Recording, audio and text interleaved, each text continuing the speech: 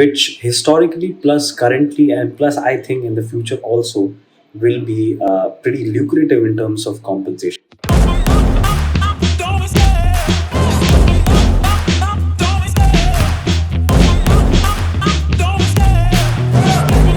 Hi guys, and welcome to another video of Mentor Me Careers. My name is Alan Anandan. I'm a CFA charter holder, and I thought it might be good to discuss on top four finance roles, which historically plus currently and plus I think in the future also will be pretty lucrative in terms of compensation. Now, the top four roles based on all the possible research that we did and on the basis of actual survey data turn out to be these four roles, which are: one is the hedge fund manager, second is risk manager, third is an economist, and fourth is an investment manager. Right now, be aware that these roles are lucrative not just in terms of highest salaries, in terms of longer term experience, but also in terms of entry level position. It's also lucrative because there's a scarcity of such candidates available in the organization. So let's get started with a hedge fund manager. Okay, now hedge fund manager, obviously the designation is a longer term designation that we're gonna get, right?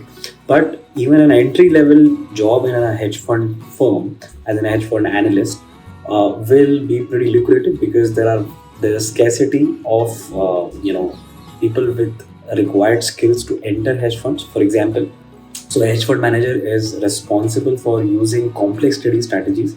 So these are not just your usual trading strategies, but these are strategies which are used along with risk in terms of leverage to generate absolute returns. So there is no benchmark that we're trying to compare in case of hedge funds, but we're just trying to meet a particular return target. So let's say it's 25%. So we're trying to get into 25% return based on some risk parameters. So that can obviously not be done using a normal equity and debt structure, right? So you will have, obviously you can use equity and debt, but you still have to use a very wide varieties of strategies to achieve this result, right? Some of the strategies which I've obviously listed down out here is long short. One is macro, based on macro based fundamentals, wherein you take a bet on where the country is going, whether long or short, right? Then there are strategies in trend following, in which you do not really you are neither long neither short. Based on how the trend changes, you change the sides of your strategy, right? In a hedge fund industry, it's not very important for you to just have acquired qualification, but also you need to be supported. It needs to be supported with a lot of interest and a lot of skills which will be required in a hedge fund firm, right? For examples, programming skills is very useful in a hedge fund because all these strategies which are complex in nature needs to be back tested and needs to be implemented, right? So whenever you're doing this back testing with historical data, there is only so much that you can do in Excel. So you need to know Python, you need to know R, you need to know SQL, right? So if you have the required programming skills along with, let's say, a qualification finance, whether it's MBA, CFA, or even CA for that matter, that's fine.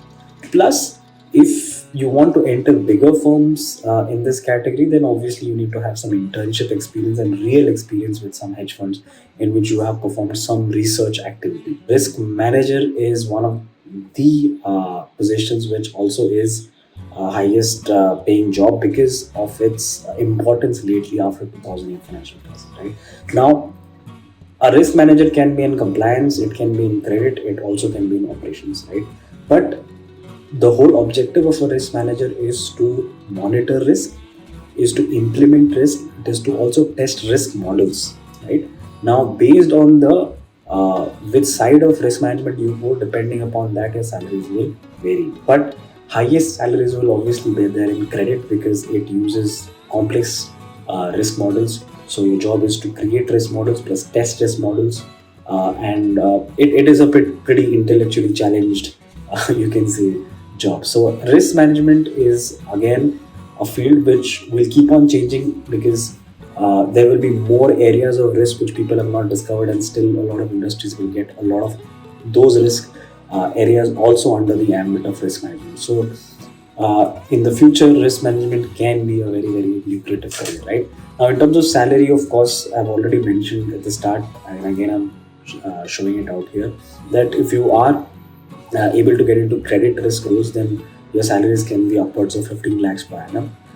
for provided that you have a premium qualification with you and some good experience to show. Premium qualification, I would mean either you have a CFA, FRM, or an MBA from a top tier one college, right? And obviously, in terms of opportunities, compliance risk has the highest opportunities because it's more redundant in nature. There's not much of intellectual activities that have to be done in compliance risk, at least at the starting level. And in the credit role, obviously, there are a lot of activities which start from day one. Hence, the salary is also high, right? Economist can be a part of a bank also. It can be a part of a wealth management firm also, and also it can be a part of a broking firm, right? Now, economists generally are very scarce because you don't require too many economists, but they will be a part of a core equity research team, at least in terms of broking and in terms of wealth management firms, right? And in terms of banks, obviously, for the overall investment ideas for the banks as well, right? So now, in terms of the degrees, it is mandatory that you have a master's degree in economics with some coursework on econometrics will be preferred. In terms of skills, nowadays you should know programming in terms of R and Python, even SAS for that matter. And experience, if you are able to get some experience in core research, equity research, then that becomes pretty beneficial for you to join these premium tier one larger companies, right? Coming to investment manager, now this is often overlooked by people because they think that's, sales is something that they don't want to get into. But I've always said that sales is eventually every role will finally get into a sales structure, sales kind of a profile, right? Because finally everything has to be sold. So investment manager is a person who knows the product. He knows how to sell the product. He has a strong interpersonal communication skill, so he can convince people on their idea, and he has experience of selling products before. So you can say that it is a revenue. A wealth manager, or in other words, an investment manager is a revenue center, right? Because he's sourcing funds, he's convincing people on the products, and also he has a wide variety of skills which are there, right? Now you can be an investment manager for a bank in its wealth management division, or you can be a investment manager also with a firm, an investment firm, or also you can be an investment manager for a broking firm, right? So now qualifications, if you are willing to obviously go longer in this field, then it's advisable to have a premium qualification like MBA, CA, CFA. Skills, you won't need a lot of programming skills here, but you should have some good presentation and Excel skills for reporting. Experience, if you had experiences before selling financial products, then that's a bonus, right? So these are the four major highest paying jobs, not just for the longer run, but also in the shorter run. And these were the requirements. So that was a short video for us. I hope you liked the video, and I'll see you in another video. Bye.